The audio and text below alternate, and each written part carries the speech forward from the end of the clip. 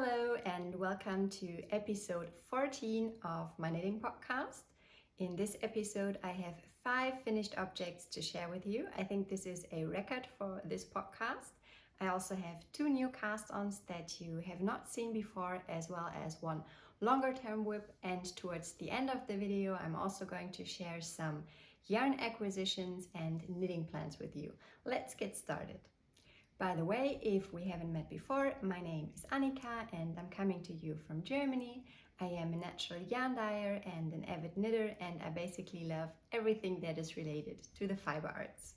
We just had several weeks of winter break here in Germany, and during that time I got a lot of knitting done, and we spent one of those weeks in my favorite place in the world, which is in the very western part of France, in Brittany. And we love to spend some time, or as much time as we can, in a very remote village there. And when we are there, we always go for long hikes or walks at the beach with Bonnie, our puppy. And we also spend a lot of time just being cozy in the house, and that's when I get a lot of knitting done. I am going to insert a couple of clips of this holiday towards the end of the video in case you're interested. But let's talk about what I was wearing and knitting on while we were there. So this is my first finished object, and also one that I already wore a ton since finishing it. It is the sweater number 28 by My Favorite Things Knitwear, and I just love how this came out. I'm going to insert a couple of pictures for you so that you can see, because this is one of the garments that really transformed during blocking. So before I blocked the sweater, it was a lot more fitted, but I was expecting for it to grow a lot, both widthwise and lengthwise, and it definitely did. So it now has 19 centimeters or 7.5 inches of positive ease on me, and I think it's just perfect. I love the way it looks, I love the way it feels. It's very soft, it's very drapey, and I've worn it non-stop during our vacation in France. I knitted this garment on a US 6, which corresponds to a 4mm needle, and the yarn I used are 2 yarns that I held together. I used the Hill Country Weavers Naturally HCW ACL, I think it's called. And the HCW ACL stands for Hill Country Weavers Alpaca Cashmere Love. So this is a blend of alpaca, cashmere and silk, which is a very lovely yarn. I bought it in the natural colorway called Silver when I was in Austin, Texas. So I can highly recommend this yarn shop if you ever happen to be in the area. And the other yarn that I used is a 100% cashmere yarn that I unraveled from an old store-bought sweater that belonged to my father-in-law and that he didn't use anymore. So I took the time to unravel the whole thing, and then I used the cashmere in this garment, and I just love how it came out. Let me see if I can show you. It has a very subtle marling, but I think it's not so obvious that you would consider this sweater being like really a mild project, but it just gives it a bit more depth, which I personally quite like. I do have to say that the sweater, since I've worn it so much since I finished it, has already started to pill just a bit, but I'm not really bothered by this. I'm just going to take off the pills and be fine with it, because it's just so soft, and then I'm really not mad about having to depill it from time to time. I did some modifications to the pattern. Pretty much, I think I only did one modification truly, which is that I doubled the length of the neck. So usually you have the neck the same size like you can see on me now, but you would see the cast on edge, and I knit mine double and then just folded it inwards because I really like the look. And to be honest, I wasn't sure if I would enjoy this silhouette, because it's very different from what I'm used to knitting or what I like to wear and make, but I feel so chic and elegant and classy when wearing it that, yeah, I can only highly recommend this pattern. It would probably not be the best choice if you do not like to purl, because Naturally, with the ribbed sections, you do have to purl quite a bit, but on the other hand, this alternating sections between garter stitch and the ribbing makes it just so enjoyable, and you want to keep going and reach the next section. And I not only enjoy wearing this piece, but I also highly enjoyed knitting on it. So this was truly both a project and a process knit for me. And yeah, I can only highly recommend that you give this pattern a try if you are considering making it. The next project that I finished was the Oslo Hat by Petite Knit, and I made this hat as a Christmas present for my sister. She also chose the yarn, and I used the Sandnes Garn Double Sunday in the colorway 5930, which is a very pale blue, very beautiful in my opinion, and it is part of the Petite Knit yarn color range for the Double Sunday. The needle size I used was again a 4mm needle, which corresponds to a US 6. And although it is just a hat, there's quite a lot of knitting in it because you fold up the brim. So I used 2 full skeins of the Double Sunday and barely broke into the 3rd skein. But I needed 3 skeins to make the medium size, so the women's size for this hat. Overall, I think it looks very lovely. I like the way how it came out, and she also very much enjoyed it. I'm going to put up a picture for you so that you can see. And I would say this was overall a huge success as a Christmas present. I knitted one more Christmas present, and it is the Santa pillow by Kathy Lewinsky. I made this pillow for my parents because my mother liked the pattern so much when she saw it. The yarn I used was again Sandnes Garn, but this time I used Pear Gynt, and I used 4 different colors. I'm going to have a look at the color names now. The charcoal gray is the 1065, then you have the just simple white, which is the 1001. The almond color is the 2511, and the red one, which is called Ramba Red, is the 4255. I really liked how these colors played together. It was my first time using Pear Gynt, and I really enjoyed it. The pillow knitted up rather quickly. I used a US 7 or 4.5mm needle, but I also left out 2 of the repeats of the Santa motif. So my pillow is a little bit smaller than that was what was indicated in the pattern, but it was still a large pillow. So overall, a good size for a Christmas pillow like that, I would say. My parents were very happy about the gift, which of course made me very happy. I'm going to put up a picture for you, and they displayed it in their home. And yeah, that's just always the best thing, I think, as a knitter, if you can share the love for the craft with others, and that they appreciate you taking the time to make something specifically for them. Something else I wanted to say about the amount of yarn that I used. While I did leave out 2 of the pattern repeats, I also used significantly less yarn than what was indicated in the pattern. So I bought 4 skeins of the red, and I only used 2. And I just used small amounts of the white, almond, and also charcoal gray. So I think I could get a whole nother Santa pillow out of my leftovers, which I might do. But I'm also toying with the idea of making like a little gnome garland for Christmas next year, or this year rather, so the next Christmas. We'll see. I have not decided, but I would really like to use the Pear Gynt leftovers and rather not just have them lingering in my stash. There are 2 more Christmas presents that I made that I wanted to quickly show you, although they are not knitted but embroidered.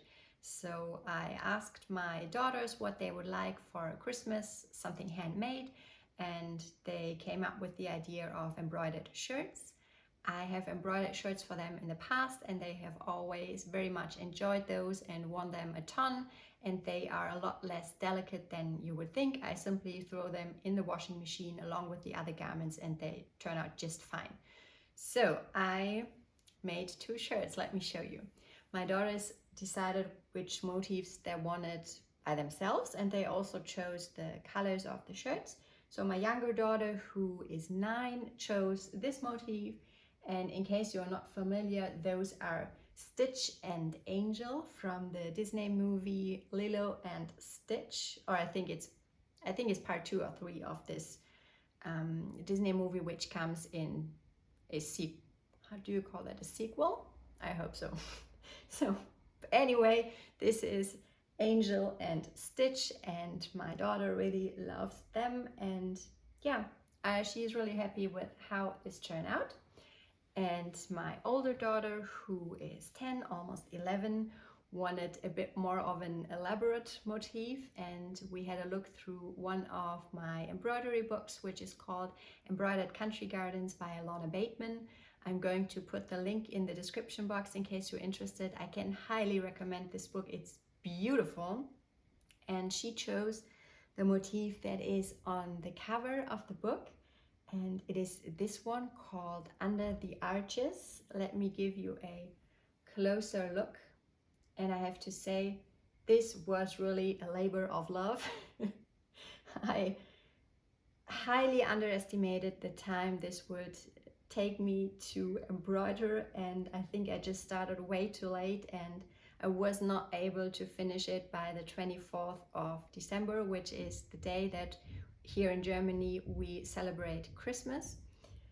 I was still working on this piece. I think I finished it on December 26th, and it was completely fine with her. I talked about it with her, and she also watched me embroidering on it, so she saw the progress, and I'm very happy that I was able to finish it by that time. But yeah, there was quite a lot of embroidery in this piece, and I truly hope that she's going to enjoy wearing it, because I think it came out very beautiful.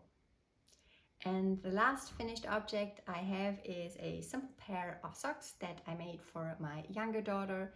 This has been a lingering whip for quite some time. I think I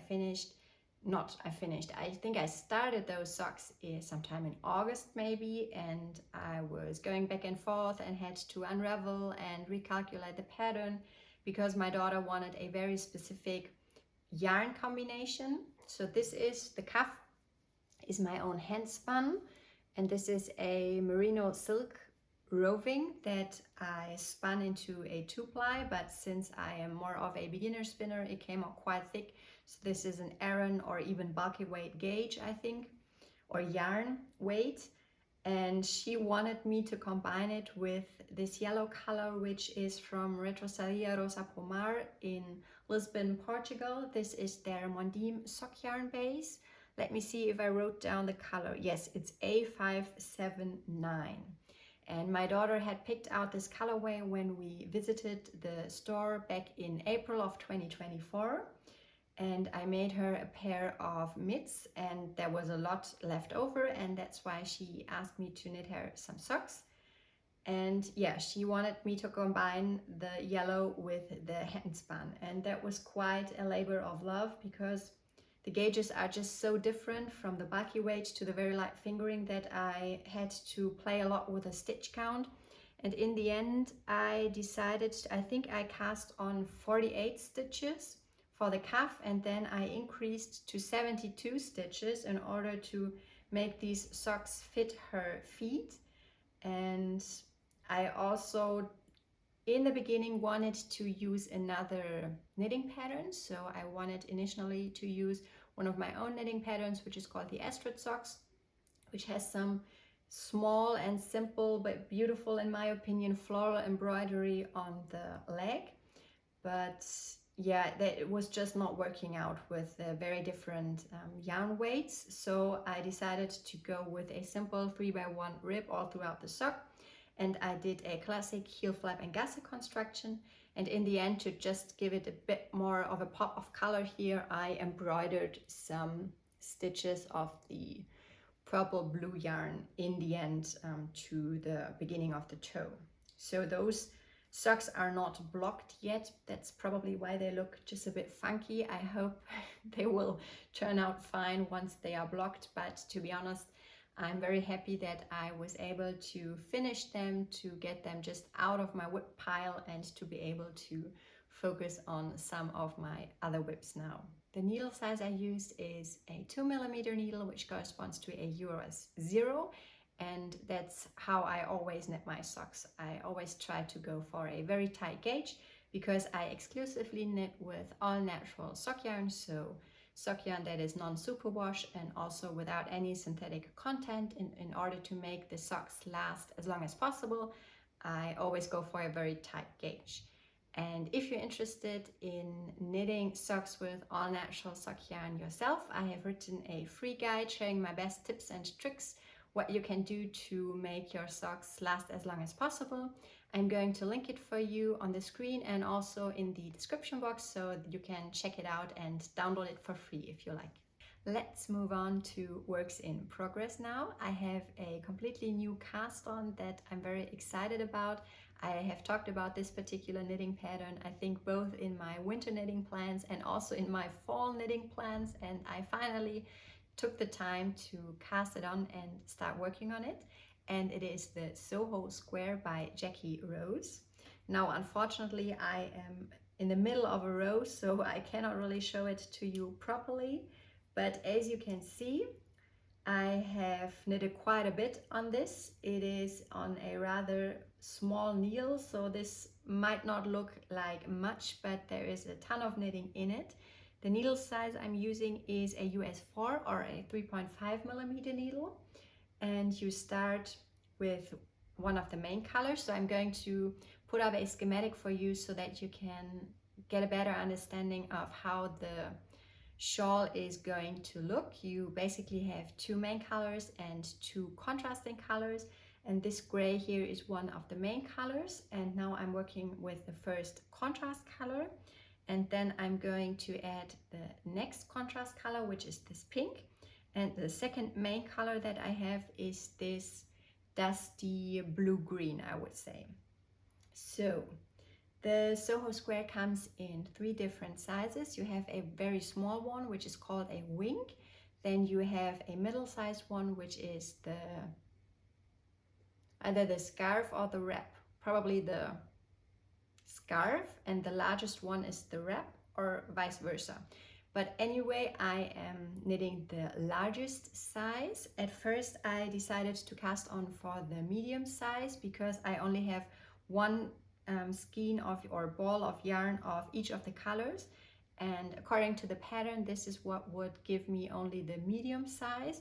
But when I casted on the number of stitches, it not just looked very small and not as wide and drapey as I would like the scarf to be, or the shawl.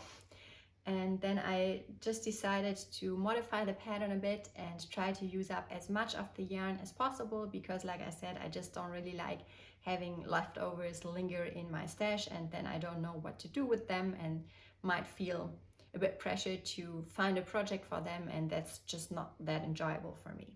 So what I decided to do, the pattern is originally written to be a square, but I'm probably going to make a rectangular piece because I'm just going to knit with the first contrast, not the first main color, until I run out of it, and then I'm going to use the second main color, and this just probably give me a rectangular piece.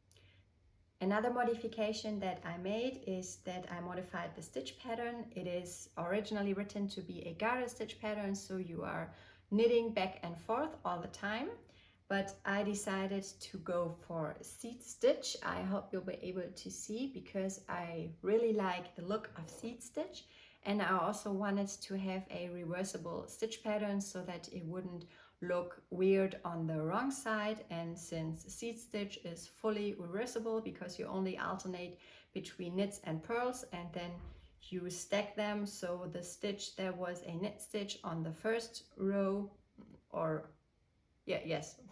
so the stitch there was a knit stitch on row 1 is a purl stitch on row 2 and vice versa. So this does mean it takes me a bit more time to knit, but I'm very happy with how it's coming out. It is also very stretchy, and I think it will block out to be even drapier and larger in the end, which will be quite nice. And the yarn that I'm using is Sonder Yarn Co. This is the Sunday Morning 4-ply, which is a blend of BFL and Mesham.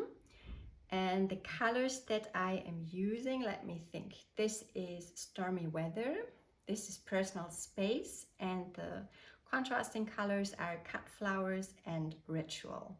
I really like the way those colors play together, and I'm very excited to adding more of those colors into this wrap and see how it turns out in the end. So this is a very simple and enjoyable knit, and I'm looking forward to working a bit more on it. And the next new cast on that I want to share with you is also one that I've talked about knitting for quite some time, but to be quite honest, I was just a bit scared to start it because it is a rather elaborate project. It is an all-over color work, and the pattern I'm talking about is the Ixchel by Catherine Clark. This used to be on the cover of Pom Pom magazine several years back, and ever since I saw it for the first time, I've had it in my queue because I think it's just so unique and beautiful. And let me show you what I have done so far.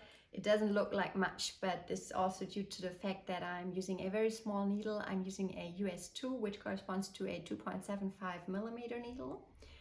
And you start at the top and knit in the round in one piece. And I did the neck and also started the collar work just a tiny bit.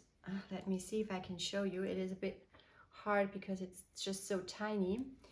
And yeah, let's see how to describe my feelings about this project so far. So the yarn that I'm using is again Sonder Yarn Co. in the Sunday Morning Luxe Sport base, and I'm using this beautiful deep navy, which is called Cover to Cover, as the main color, and Stormy Weather as the contrast color.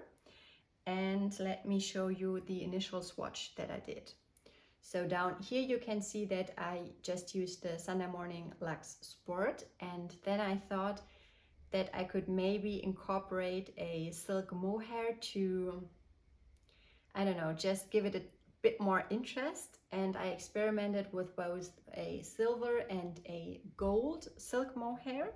So the silk mohair I have is from Scheer in the colors 59 and 35. And in the end, I thought it would be a good idea to combine the gold silk mohair with the Stormy Weather. At least I liked it very much in the swatch. And then I started knitting with it, and now I'm second guessing myself. So I'm really not sure if I should continue with this yarn combination or if I should just rip back and start the color work again, but only using the Stormy Weather in the sweater and just omit the mohair completely. So I'm really not sure. If you have any suggestions, please leave a comment and let me know, because if I take the time to make a beautiful elaborate sweater like this, I would love for it to be something that I truly wear and feel good in, and not just knit for the sake of knitting it, if you know what I mean. So yeah, I'm really not sure about it. I have not worked on it for a couple of days now, and yeah, I just really cannot decide. So please leave a comment and let me know what you think. Okay, and the last work in progress is one that you might have seen before if you have watched any of my previous knitting podcasts, and it is a cardigan. This is knitted with unspun yarn. It is knitted in yarn from Honor og Air, and the main color I'm using is called Nogran. And the pattern that I'm using is the Slanted Sleeven by Annika. And this project is heavily inspired by Caroline, who is one of the owners of Honor og Air, because she made a very similar looking cardigan that is also based on the Slanted Sleeven and has some color work in the bottom hem. And I'm going to put up a picture for you so that you can see. I think she used the colorwork motif from the Lunenburg pullover by Amy Christoffers, and I decided to come up with my own colorwork design. Let me see if I'll be able to show you. So this is what I came up with. So as you can see, it is mirrored, or I hope you can. So this is the middle, and then you have the same stitches or the same color work motif on both sides. And I made this with leftovers or scraps from Nutiden Honor og Air. So those are from different surprise packages that I got throughout 2024, and I just had a look at what would look nicely paired together, and I'm very happy with how it came out. So this is the bottom hem. It is unfortunately rolling a bit now because I only made a tiny bit of ribbing because the sweater had already gotten so, not the sweater, the cardigan was already so long that I wasn't sure if it would be too long for my liking if I did a larger ribbing. I'm hoping that it will block out, we'll see. And now I am working on one of the sleeves and just doing decreases every couple of rounds. And then I decided to add the colorwork motif also to the sleeves.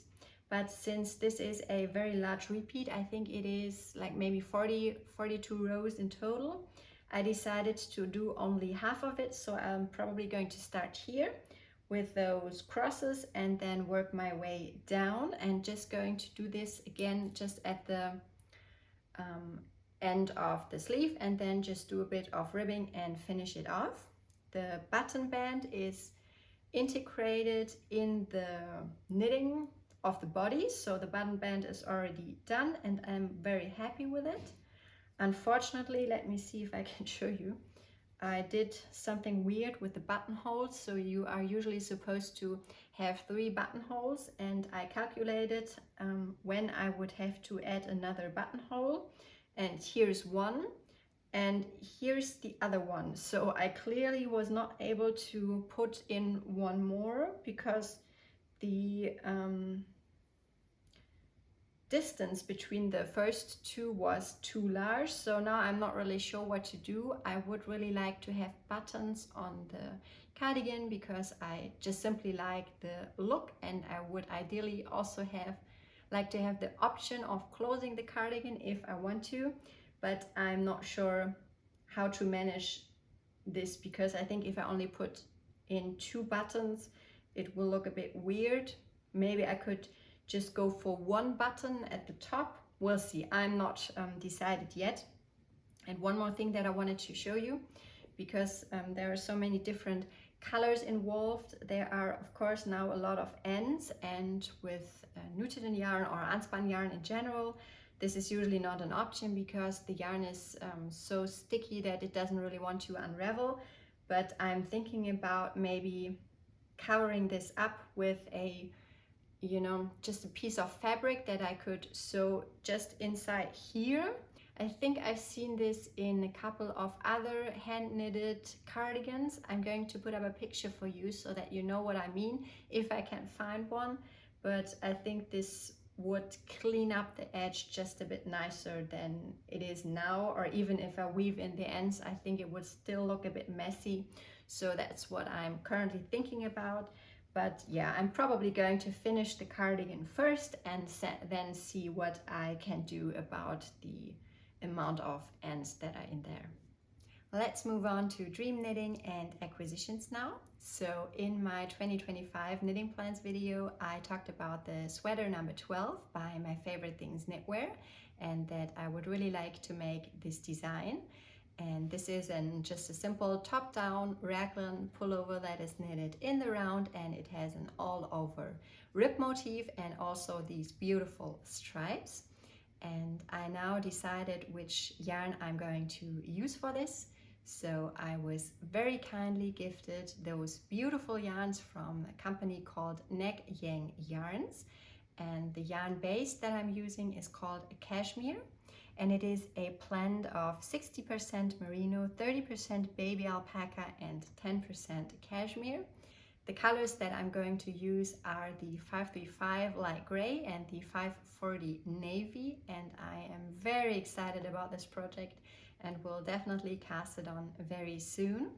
Neck Yang Yarn, which is a brand from South Korea, very kindly gifted me a couple of other yarn bases as well.